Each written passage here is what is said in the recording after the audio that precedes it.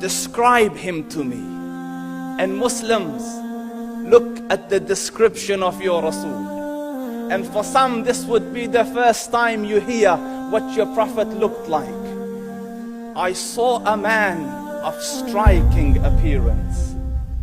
ظاهر الوضاء أبلج الوجه, radiant face, حسن الخلق, beautifully created. لم تعبه الثجلة, his belly wasn't protruding.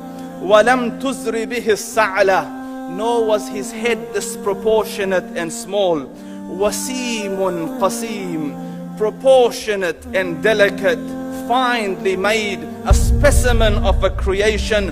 فِي عَيْنَيْهِ دَعَجْ, in his eyes there was a contrast.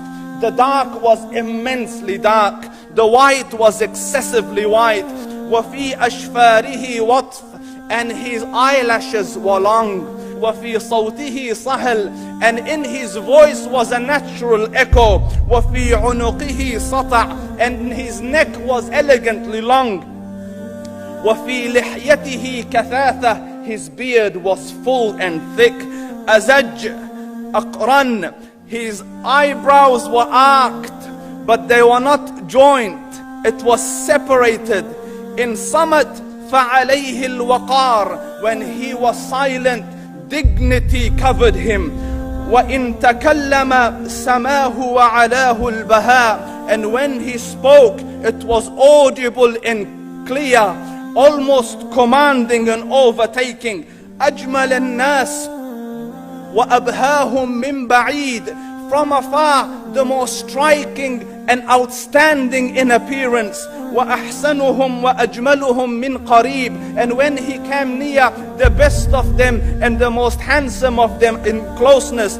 حُلْوُ الْمَنْطِقِ, such an exalted and sweet level of logic. Like when he used to speak, it was so coherently logical, it was smooth and easy to understand. فَصْلٌ لَا نَزْرٌ وَلَا هَذْرٌ, he was to the point, not excessive, nor too short. كَأَنَّ مَنْطِقَهُ خَرَزَاتُ نَظْمٍ يَتَحَدَّرْنَ, his logic, his utterances, his words were like jewels coming out of a necklace, calculated, polished, one after the other, it would flow magically. رَبْعَةٌ, he was medium in height. Your eye didn't have to strain to look up at him, nor was it tedious to look down at him. He was a comfortable sight to look at. لَهُ رُفَقَاء يَحُفُّونَ بِهِ, he had friends, the people that were with him, they were working around him to try to serve and protect him.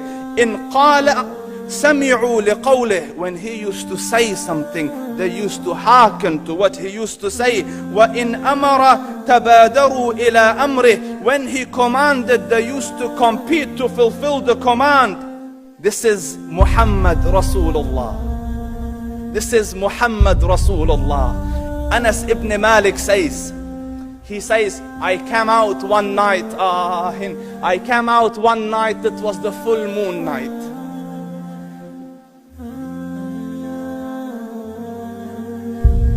And I looked at the moon, and in the desert, understand, the moon is an awesome sight.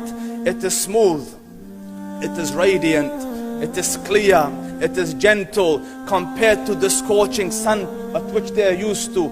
So the moon was the epitome of beauty. So he says, I came out at a full moon night and I looked at the moon and I saw it beautiful, handsome. So I said, let me go see if the moon is more handsome or my Prophet is more handsome. Let me see if that is more beautiful or the Prophet is more beautiful. So I went and I saw him standing afar.